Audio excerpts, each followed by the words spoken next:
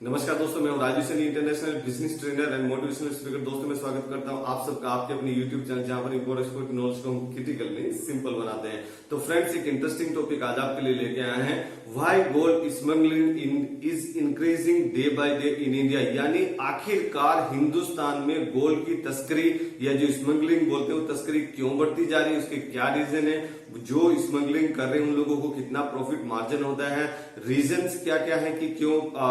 Smuggling बढ़ती जा रही है, पर कंट्री कितना कितना कंजम्पशन किस कंट्री में होते हैं, टॉप प्रोड्यूसिंग कंट्रीज कौन कौन सी हैं, गोल्ड रिजर्व किसके पास कितना है, प्राइसिंग कितना चल रहा है हिंदुस्तान में, कितना बाकी कंट्री में कितना प्राइसिंग चल रहा है। अगर हम बात करें कि हाउ गोल्ड इज बीइंग स्कैमल्ड, यानी जो स्मगलिंग हो रही है वो स्मगलिंग कैसे करते हैं लोग, क्या क्या मेथड यूज करते हैं, नए नए मॉडर्न तरीके कौन कौन से हैं, किस तरीके से लोग आजकल कर रहे हैं, गलत काम कर रहे हैं।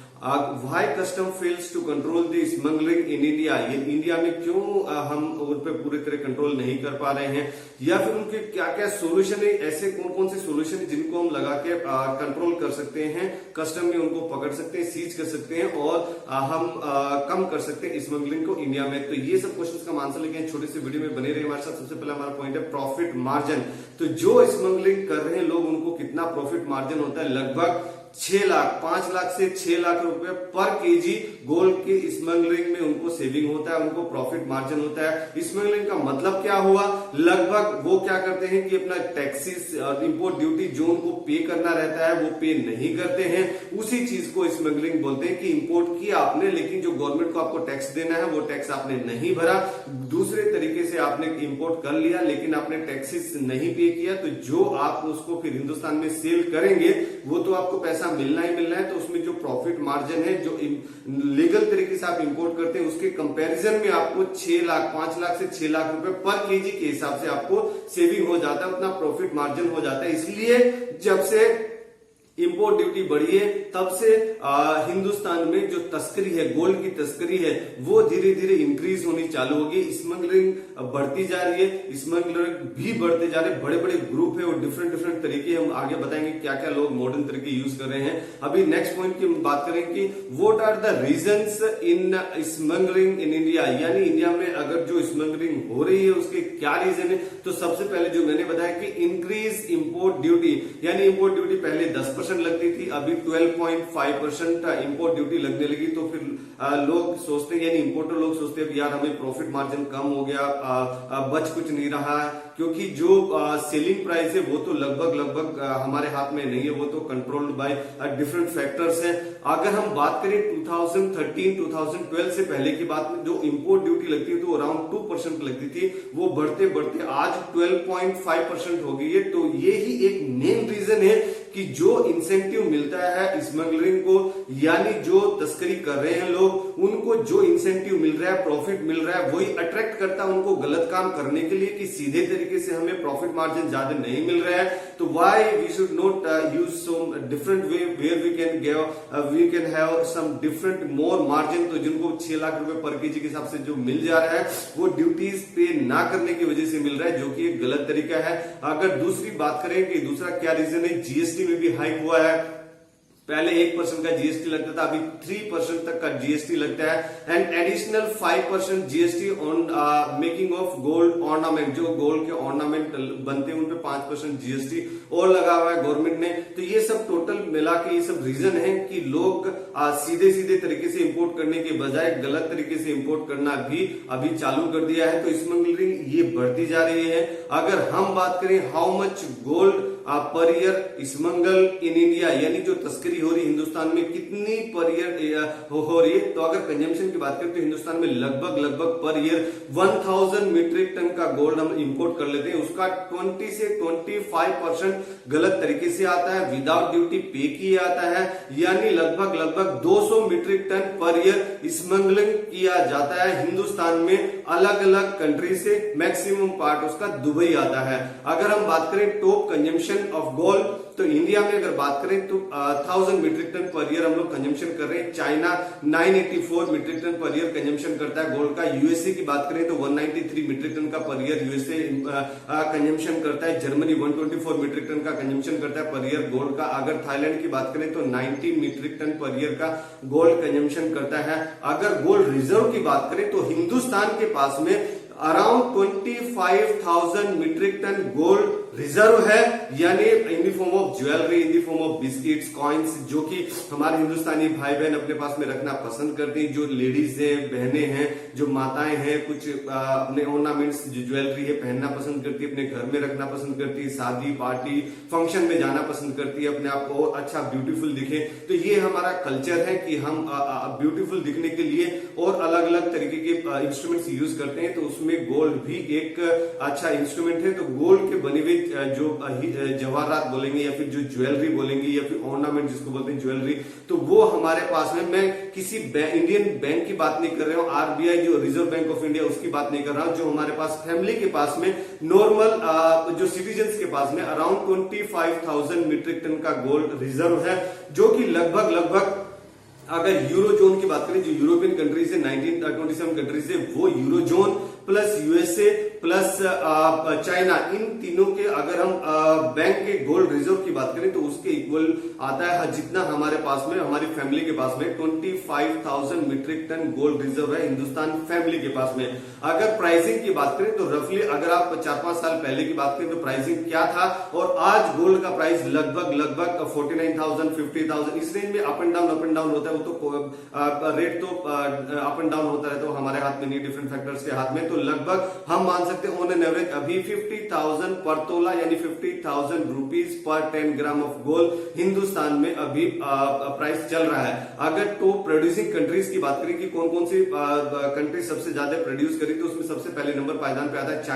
चाइना 355 मीट्रिक टन का, उसमें बड़ी बड़ी माइंस है वहां पर, तो चाइना 355 मीट्रिक टन का प्रोडक्शन कर रहा है गोल्ड का per year. Australia 270 metric ton का प्रोडक्शन कर रहा है। यूएसए 237 मीट्रिक टन का प्रोडक्शन कर रहा है per year. Russia 200 metric ton का गोल्ड प्रोडक्शन कर रहा है। साउथ अफ्रीका 190 मीट्रिक टन का प्रोडक्शन कर रहा है। हिंदुस्तान में प्रोडक्शन बहुत कम है, जो कि निग्लिजिबल है, काउंटिंग में भी नहीं आता है। अगर मैं बात करूं how gold is being smuggled in India, तो जो स्मगलिंग हो रही है, जो तस्करी हो रही है, वो किस किस तरीके से, कौन कौन से तरीके लोग बाग यूज कर रहे हैं, गलत तरीके यूज कर रहे हैं, थ्रू फॉरेन पैसेंजर ट्रेवल, यानी जो भी, जैसे कई बार देखा होगा आपने, जो हमारे यहाँ पे लेडीज है, हमारी बहनें हैं, माताएं हैं, कई बार वो घूमने जाती है, या फिर जो भाई बहन भी है, कोई बिजनेसमैन भी है, कुछ नॉर्मल घूमने जाते हैं, तो वो जाते हैं और फिर कुछ ऑर्नामेंट्स है, कुछ ज्वेलरी है,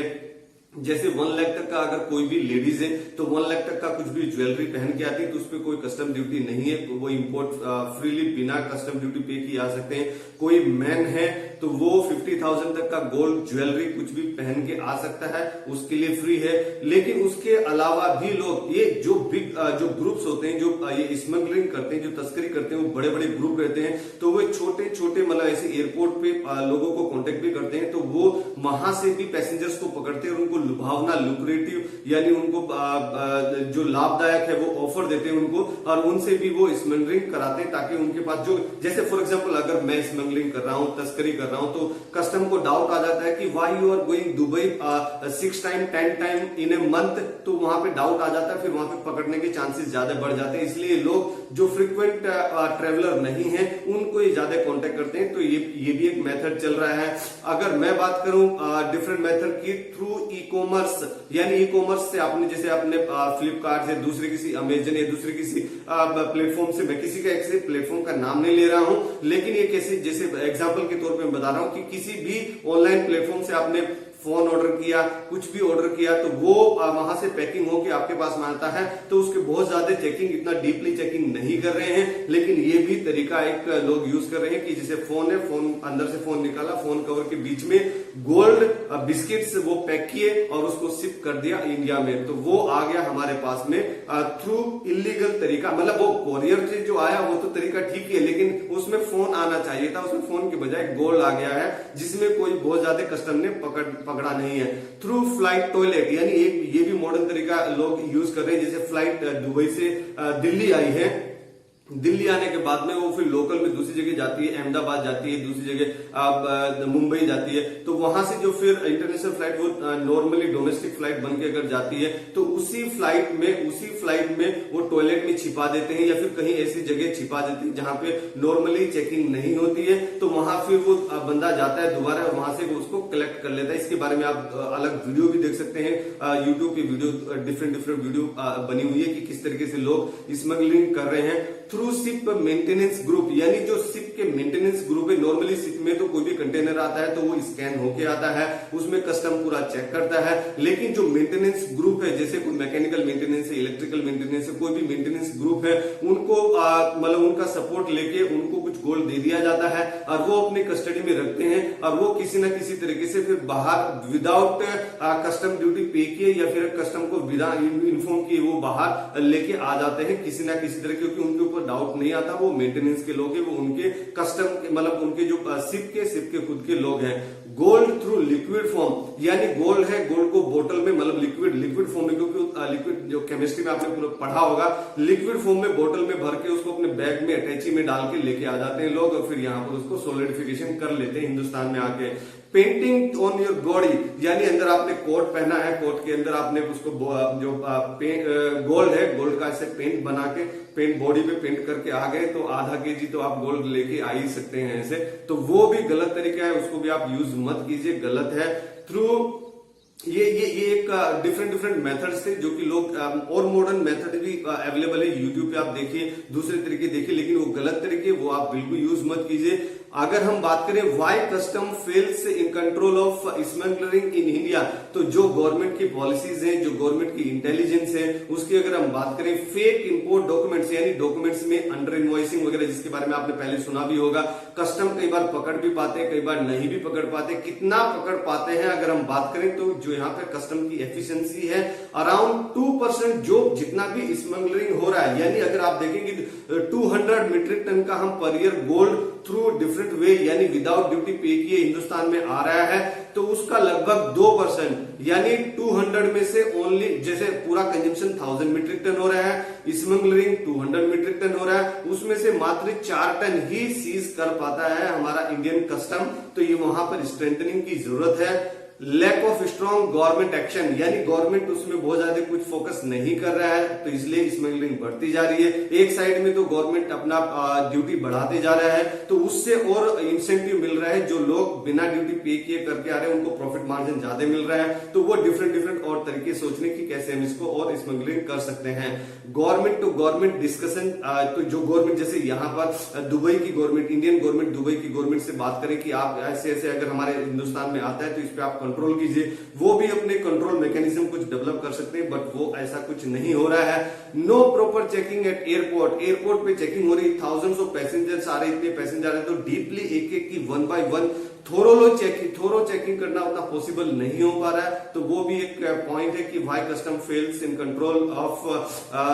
स्मगलिंग इन इंडिया। अगर हम बात करें सॉल्यूशन की, व्हाट आर द सॉल्यूशन की हम किस तरीके से इसमें control factors, control mechanisms develop कर सकते हैं कि हम स्मगलिंग को हिंदुस्तान में रोक सकते हैं। स्ट्रॉन्ग डीआरआई एक्शन, यानी जो डीआरआई है, डायरेक्टर ऑफ रिवेन्यू इंटेलिजेंस, जैसे डीजीएफटी होता है, director of general foreign trade, तो वो डीआरआई हिंदुस्तान का जो गवर्नमेंट बॉडी है, तो वो गवर्नमेंट बॉडी को जो इंटेलिजेंस है हमारी, जैसे डिफेंस की इंटेलिजेंस अलग है, ये रिवेन्यू की इंटेलिजेंस है, यानी रिवेन्यू इंटेलिजेंस हिंदुस्तान के पास में पैसा कैसे आए, कैसे हम ज्यादा टैक्स कलेक्शन कर सकते हैं, वो डिफरेंट प्लेस पे जाके उसके अलग अलग एक्सपर्ट्स रहते हैं, इंटेलिजेंस रहती है, तो वो छापे मारते हैं, रेड मारते हैं, कहीं पे कुछ गलत काम हो रहा है तो उसको सरफेस पे लेके आते हैं। तो वो उनका जो डीआरआई है उसका स्ट्रॉन्ग एक्शन की रिक्वायरमेंट है। अगर स्ट्रॉन्ग एक्शन वो लेते हैं तो डेफिनेटली ये मिनिमाइज हो सकता है। Reduce taxes and import duty, ये एक मेन फैक्टर है। अगर गवर्नमेंट अगर टैक्सेस को, इंपोर्ट ड्यूटी को अगर रिड्यूस कर देगी तो स्मगलिंग को जो प्रॉफिट होने वाला है, जो 6 लाख रुपए पर केजी के हिसाब से उनको प्रॉफिट होता है स्मगलिंग करने पर, तो जो उनको अगर इंपोर्ट ड्यूटी आप कम कर देंगे तो अल्टीमेटली उनको प्रॉफिट नहीं होगा, तो वो अननेसेसरी क्यों जोखिम लेके, क्यों रिस्क लेके स्मगलिंग करने जाएगा, तो वो स्मगलिंग नहीं करेगा, नॉर्मल तरीके से ही वो इंपोर्ट करेगा। तो इसमें गवर्नमेंट को ये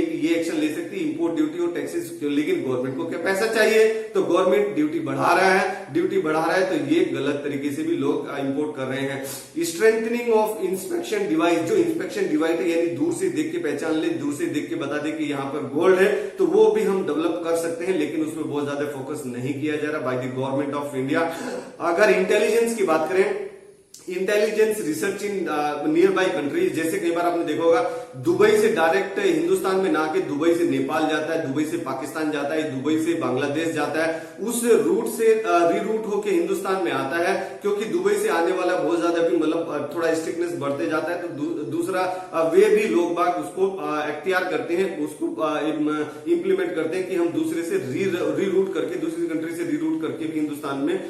गोल्ड को हम इंपोर्ट करा सकते हैं विदाउट पेइंग कस्टम ड्यूटी। अगर बात करें Indian industry, Indian gold industry, तो इंडियन जो गोल्ड इंडस्ट्री, जो हमारे ज्वेलर भाई बहन है, तो वो भी जब खरीदते हैं तो उसका प्रॉपर चेकिंग करें कि आप ये गोल्ड कहां से खरीदे, क्या खरीदे, वो सब इंक्वायरी करें। लेकिन वहां पे भी लैक ऑफ नॉलेज है, या फिर आप बात करें कि उनको थोड़ा सा सस्ता मिल जाते हैं, तो वो लालच के चक्कर में उनसे खरीद लेते हैं कि मैं ज्यादा पैसे देके वहां से क्यों खरीदूं, नॉर्मल तरीके से मैं थोड़ा कम पैसे दे, क्योंकि सब कोई क्या है, everybody is control by money, यानी money control is the main control. आप मनी को कंट्रोल करेंगे तो ये सब कंट्रोल अपने आप हो जाता है। तो फ्रेंड्स, अगर ये वीडियो आपको पसंद आए तो जरूर आप इसको लाइक कीजिए, अपने फ्रेंड्स एंड फैमिली को शेयर कीजिए, हर एक उस हिंदुस्तानी को शेयर कीजिए जो कि स्मगलिंग के अगेंस्ट जाना चाहता है, या फिर जो गोल्ड का काम कर रहा है, उन सबको आप इसको शेयर कीजिए। और हमेशा की तरह से खुश रहिए, मुस्कुराते रहिए, ग्रो करते रहिए। Thank you very much.